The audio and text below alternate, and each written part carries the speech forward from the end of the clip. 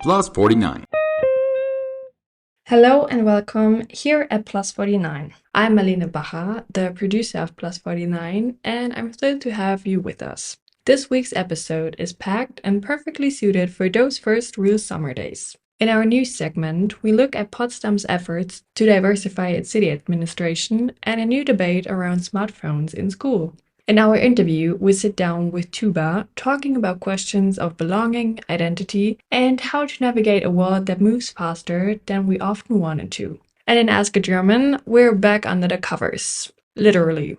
This time we're asking, what's with German couples and having separate duvets? Is it a secret long-term love or a quiet rebellion against midnight tug-of-wars? Stay tuned to hear the answer. Plus, we dive into Germany's deep-rooted grilling culture, from Kräuterbaguette to Stockbrot, and the obsession behind grill gadgets. So, grab a grilled veggie skewer or a bratwurst and join us for this new episode.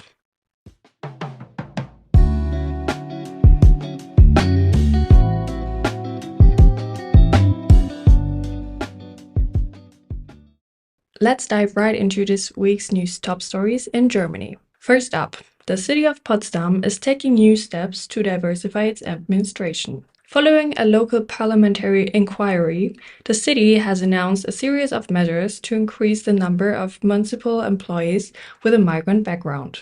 As of 2022, only 2% of the city employees had migrant heritage, despite nearly 18% of Potsdam's residents having one. Plans now include a dedicated Instagram channel, targeted outreach campaigns, and a mandatory anti-discrimination training for managers and apprentices by 2029. However, no additional budget has been allocated so far, raising questions about implementation. In Berlin, the city is celebrating the success of migrant entrepreneurs. At this year's Vielfalt unternimmt Awards, all top prizes went to businesses in health, care, and inclusion. Winners included Dosteli, a Moabit-based care service founded by Safir Ergün, whose staff is 99% women with migrant backgrounds, Greta and Starks, an app offering cinema accessibility tools, and Jui, a startup matching caregivers with patients via an app.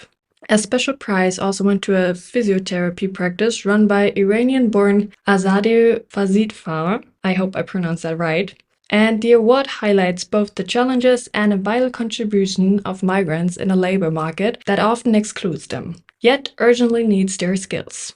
Also this week, Education Minister Karin Prien has reignited calls for stricter smartphone policies.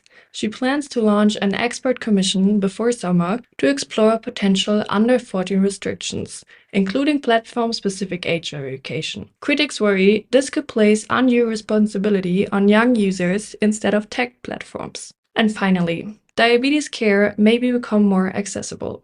Devices like Freestyle Libre, used for continuous glucose monitoring, are now reimbursable for most patients with intensive insulin therapy. The system counts as a medical aid, not a drug, and is covered by most health insurers, with no impact on doctors' prescription budgets. That's it for now for your news of the week, but stay tuned for more.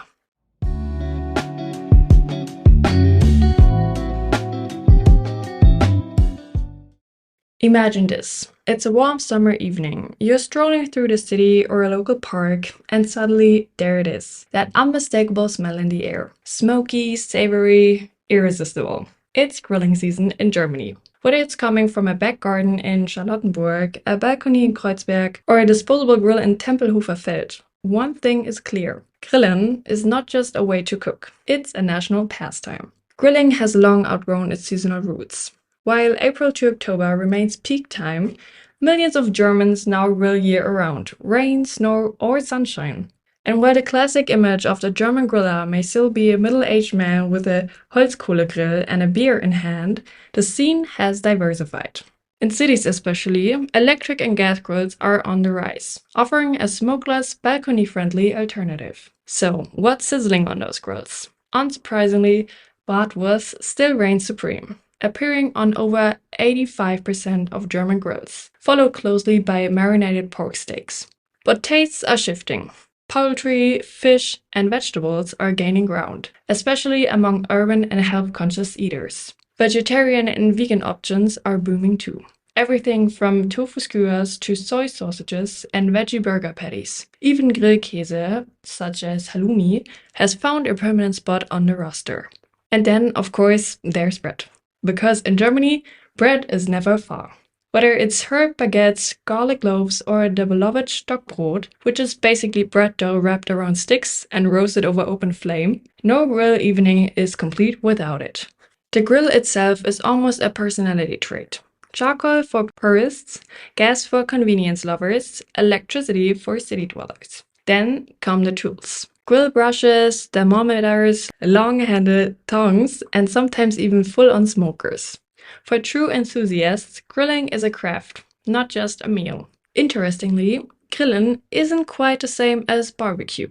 While barbecue typically involves low and slow cooking around 130 degrees Celsius, German grilling usually takes place at higher heat, quick, hot, and direct. While the act of cooking over fire goes back to humanity's earliest days, the rise of modern grill culture in Germany has more recent roots. After World War II, American soldiers stationed in Germany brought their backyard barbecue traditions with them. Germans took notice and over time made it their own. So, as the temperatures rise and the parks fill up, you can be sure somewhere nearby someone's firing up the grill.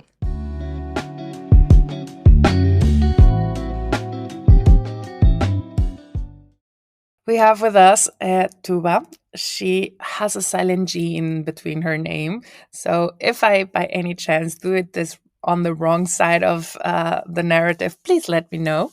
But first and foremost, dear Tuba, thank you so much for being here with us. Thank you for having me. No worries. I think like the name thing, it's like it's not that common name, so it's like easy. Where does your name come from? The way it's written, Tugba with the silent G, it's the Turkish way. So I'm half Turkish, half Greek. But actually, the name comes from Arabic. But of course, like the Arabic pronunciation is a bit different. It's Toba. In Turkish, we say Tuba. There is also a city in Senegal that is after my name. Actually, the city is called Toba as well. So it's like it's written in the Quran as well. It's actually a tree in heaven. That's a beautiful thing. And you grew up in Germany with half Turkish, half Greek family, and then you went to Berkeley. So basically, my grandparents came as guest workers to Germany. So my dad's side and my mom's side. And my parents met in Germany, actually. So my mom is Greek, my dad is Turkish. And I was born and raised in Germany. And then when I was 21, I moved to the UK. So I actually studied in the UK. The Berkeley one is a bit confusing on my LinkedIn. It's because I did a 2 year like mindfulness teacher training, but that was virtual. It was with Berkeley. But actually, for my bachelor's, I studied at Exeter University in the southwest of England. And then for my master's too. And then I moved to London. So yeah, basically 12 years I lived in the UK. Really long time. So you basically have four different nations in you. You have the Greek nation, like the feeling of I'm gonna say like Latin community because the Greeks are also like very high. And again, me as a Latin, I'm always more into the Greek side of the world because I'm also very loud. But also Turkish people can be also very loud. Istanbul is very close by to Mexico City, to be honest. But you grew up in the quiet German part, and then you also then went to the UK. How has it been for you to kind of integrate those four nationalities, or at least the things that you have grown into, in one? I haven't still, I would say. But I think like back to your question, my family is very Mediterranean. So like at home, it was a very Mediterranean environment. Of course, like in the school, but even in my small hometown, there was a huge, really big Turkish community, also Greek. So it wasn't like I feel like when you go to the southern part of Germany. So I'm like originally from the northwest of Germany, between Bielefeld and Osnabrück, like Cologne. It's quite international, not as much as Berlin, but like it is. So I wouldn't say I grew up in a very German city. So there was definitely a lot of influence, but For sure, when I left the UK, it was meant to be only 8 months, but I had a lot of identity issues for sure. And which kind of led me to write my first book now. I'm writing my first book. I started last year, and it will be about identity and belonging, but like my personal story. So I wouldn't even say, like of course, like all these years, I always found a way to navigate. But I think I realized last year when I started writing my book, there is no end to navigating your identity, especially if you're a global person. I'm sure you'll agree with me because you also live in Germany. It's like this constant, because like especially like I lived 12 years in the UK. I also feel somehow I didn't grow up in the UK, but I feel very close to that culture as well. So it's like a constant navigation, even if you're not from that part of the world. Yeah.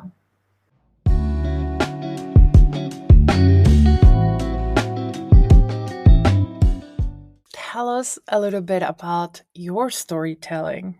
I mean, I think I always like I now write on Substack. Substack is this online platform where you can have a newsletter. It's basically a bit similar than, I don't know, anyone that is my generation and older. Blogger.com used to be one of the first platforms, where you could write online. And actually, I used to have a beauty and fashion blog. So I've always been a bit of a storyteller, but it was always like writing. So writing was my thing. But then when I joined the corporate world in London, I gave up and now I came back to it.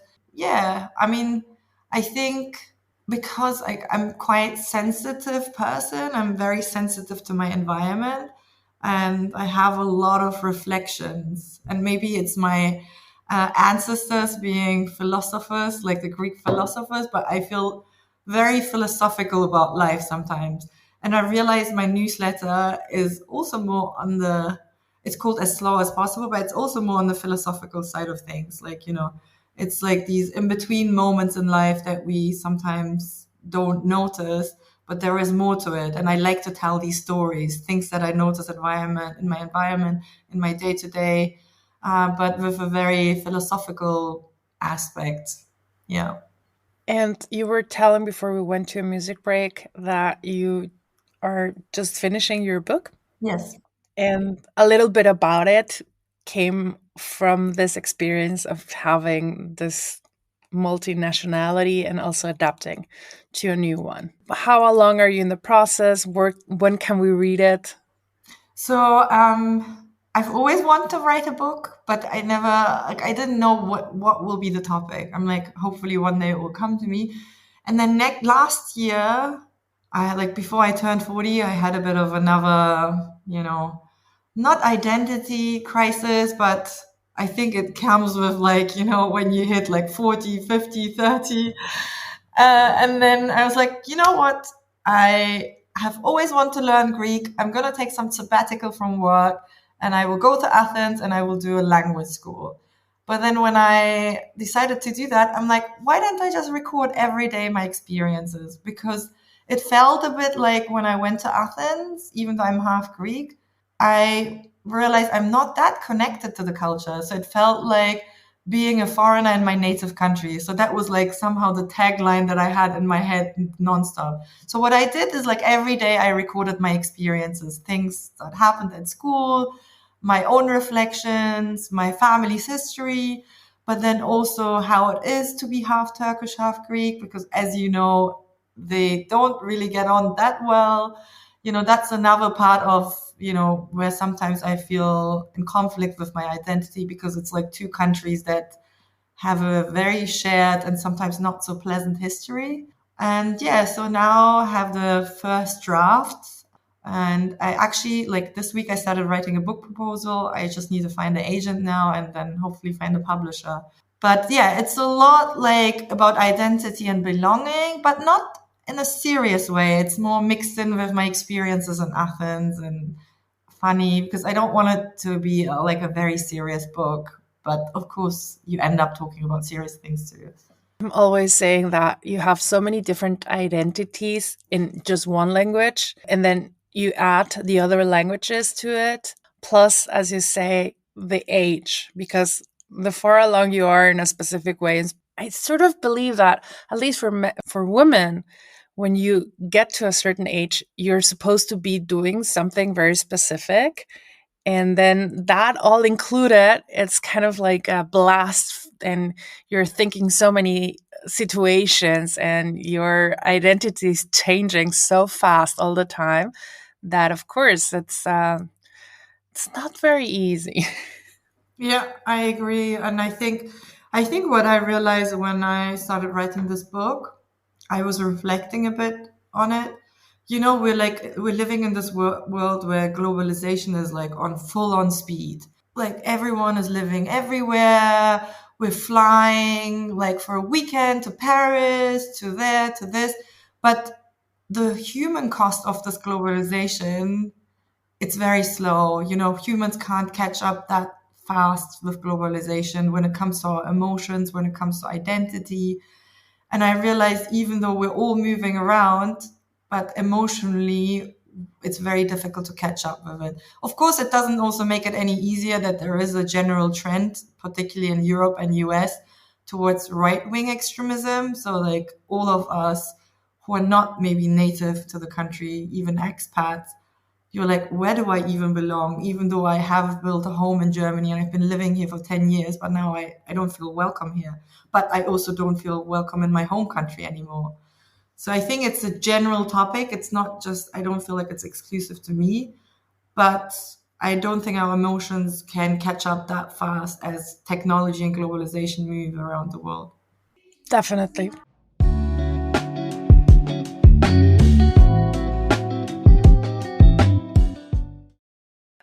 We were talking about globalization and how now more than ever we sort of need this third place. Yet on the other side, we feel like brands are trying to get even more and more into the DMs. They're getting there where we have those one-to-one conversations. If we move slowly to this third places, to our small communities, do you think that that will change once again how we get advertising, how the brands communicate with us? Do you think that at any point we might just kind of go offline? Just really provoking thought here. Are we more looking forward to this connection? I think it's a combination, but like now there is this, I think it's called Offline Club.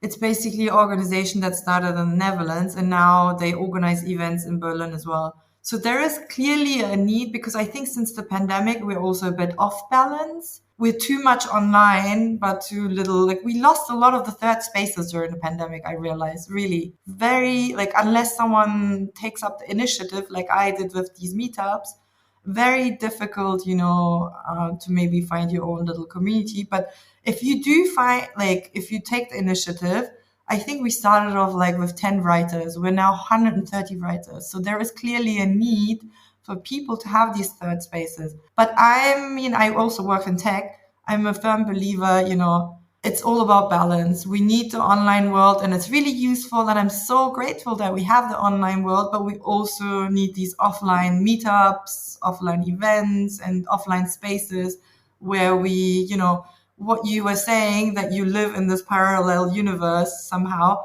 that you come back to what's happening now and what's happening in your city and in your community. I mean, I'm coming with this, especially because that you work in a tech and you also have this power of writing and putting people together. And it's smaller than, let's say, any profile on Instagram, yet it's so much richer. But we've come from this massive media in the 80s where we had just three channels and brands just positioned themselves to millions and millions of people.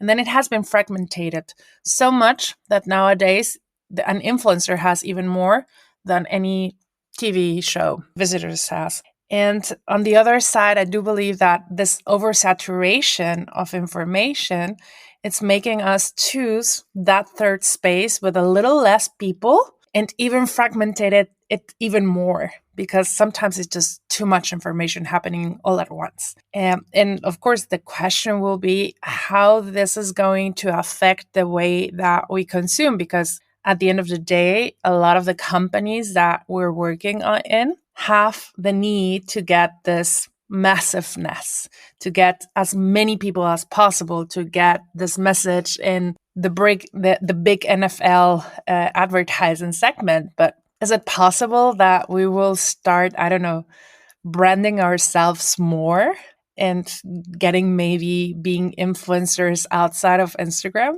I mean, I think the influencer model, I actually read a really good book from, I forgot the name now, but maybe we can link it in the show notes, about the influencer in the UK. I've been following her for years, but it's her own opinion about like how things have changed. I honestly don't think even the influencer model is working as well anymore, because people are craving smaller, more intimate spaces. And I think maybe this meetup, not just because it's offline, it's smaller and intimate, and it feels a lot more real than one influencer preaching everyone what they should buy, what they should do.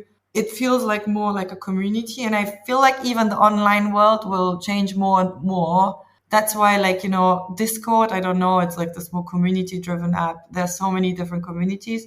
I feel like even the online will change. And I have no idea what it means for brands. I know they're trying also really hard. Like some brands even started writing their newsletters on Substack, because it's like easier to have a direct relationship with fans. But I don't know what it means, honestly. Also, like now with the introduction of I think there will be a big change in also how brands target people. And I feel like a lot of us have become a lot cleverer. I don't fall anymore as much for brands or like influencers.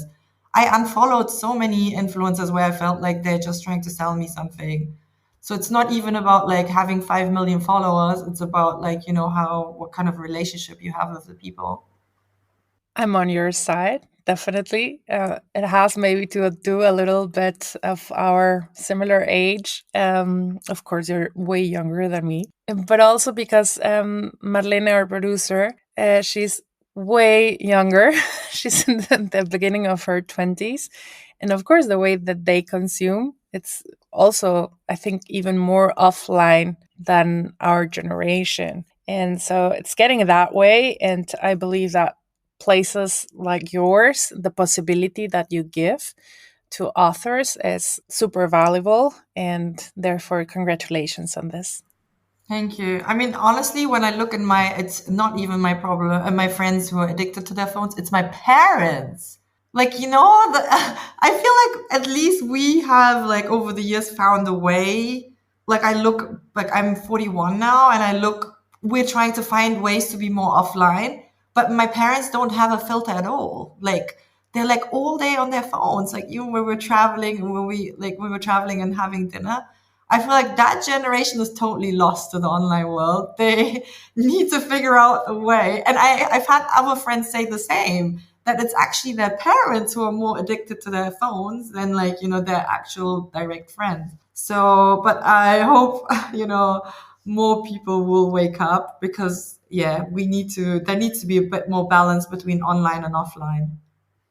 And we should definitely have more safe spaces like yours. It is important to build a community, and especially as someone who comes from another country, to have the ability to interact with like minded people, or someone who's not only about spinning or ballroom dancing, but also about their own talent. And it's super important to be part of something. Yeah, definitely. I think like one biggest learning was for me, I've always been a bit of a networker, but the thing is, if someone takes the initiative and you provide these spaces, people will come, because people are really starved, to have these third spaces, to be part of a community. We really need it, because the online world, even if there are smaller sub communities and on Reddit and everything, it's just not the same as like meeting one evening, having a drink with a person, in a bookshop. It just feels a lot more real, and life feels also, you're a lot more present. I need to turn off my cell phone.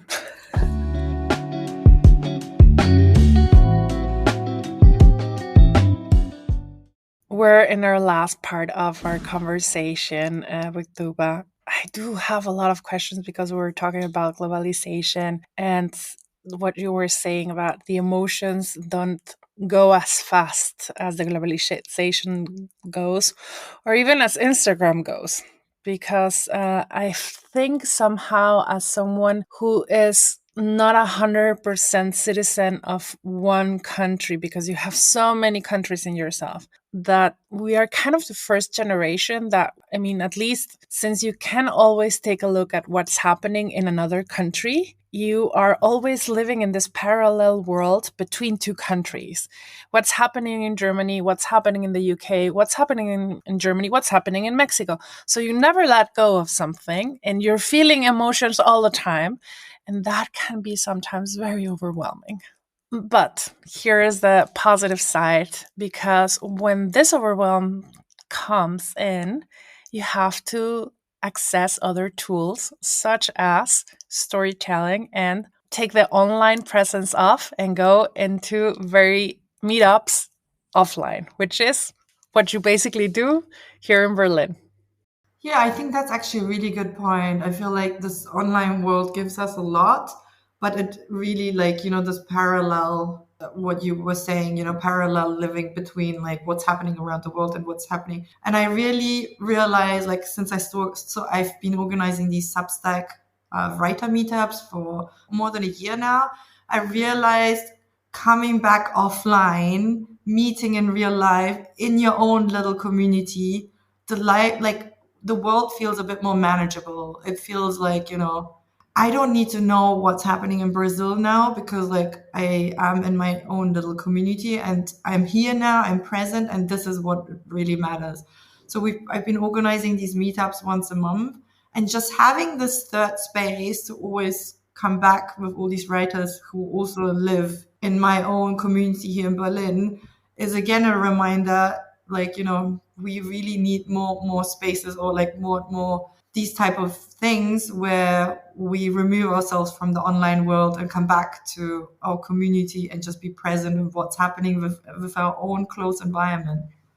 Can anyone come to your meetups?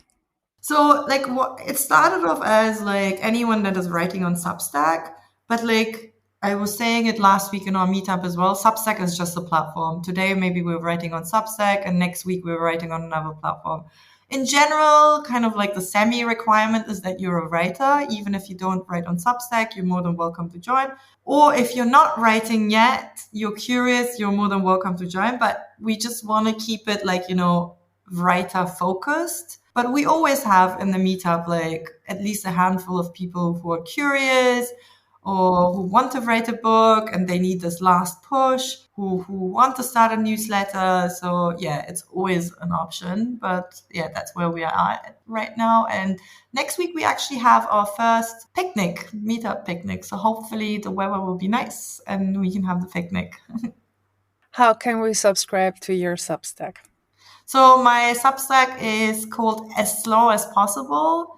And it's basically Tuğba Avci and then Substack. When you Google it, it should come up. It's my name and my surname. And usually, yeah, I share some of the events there and like follow-ups. And we also have a Telegram group. But if you find me on Substack, you can just DM me via Substack and then I can give you all the information.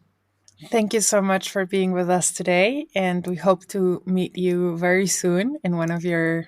I'm not a writer yet, but hopefully I will at some point in my life. Thank you so much for being with us today. Thank you so much.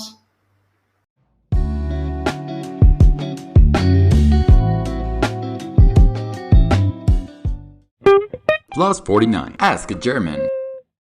So one question, when I was living in the UK, I got asked a lot, like a topic that came up a lot was like, why do Germans have two duvets? And yeah, I think the whole world is trying to make sense of this. Why any couple would not just have one duvet, but have two separate single duvets.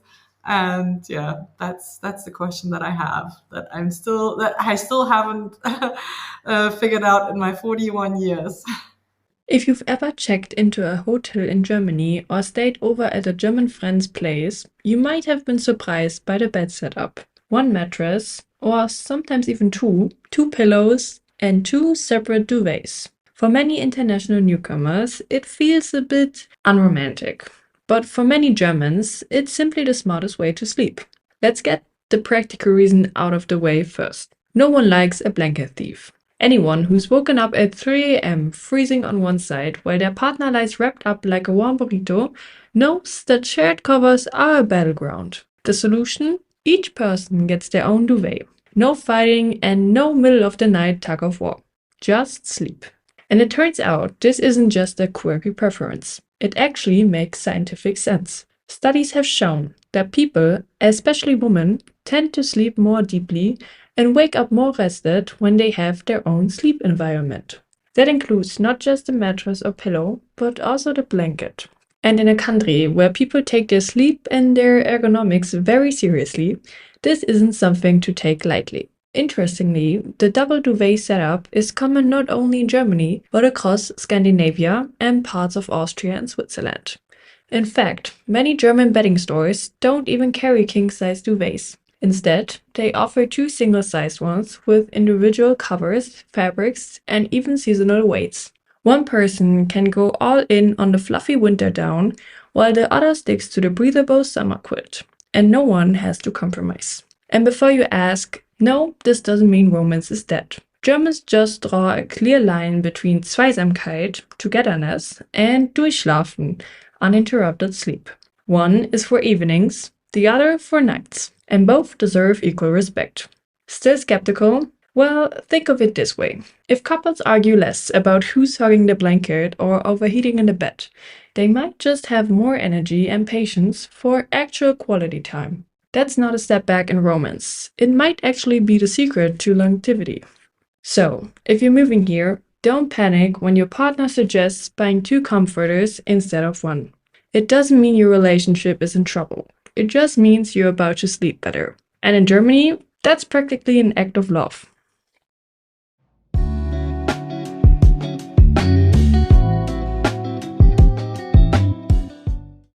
That's it for this week's episode of Plus 49. A big thank you to Tuğba for sharing her thoughts on identity, belonging, and how to slow down in a world that rarely lets us pause. As always, you can catch up on anything you missed over on our website, where you'll also find more stories, interviews, and resources for navigating life in Germany. We'll be back next week with more voices, questions, and discoveries from Berlin and beyond. Until then, enjoy the sunshine, share your duvet or don't, and take it easy out there. Goodbye!